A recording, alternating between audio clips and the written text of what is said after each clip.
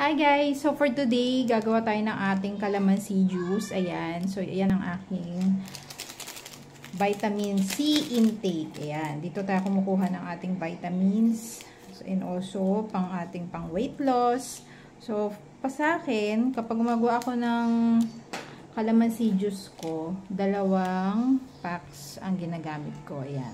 1. And then, ayan. So, very madali lang, 'di ba? So, hindi ko na kailangan siyang hiwain, tapos magpiga, or kumuha ng squeezer pag gagawa ako ng calamansi juice ko or ng aking vitamin C drink.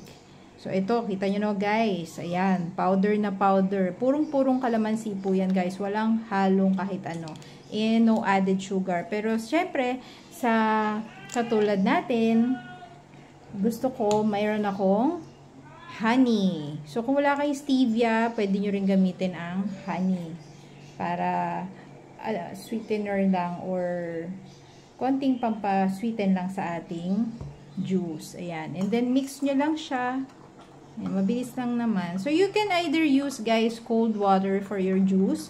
Or yung iba, they use warm water for their juices. Okay, guys? So, thank you. And again, guys, try nyo to. Ayan. Hindi na kayo mahihirapan. No mess. No squeeze. Ang ating 1 powder calamansi. Alright. Thank you, guys. See you again.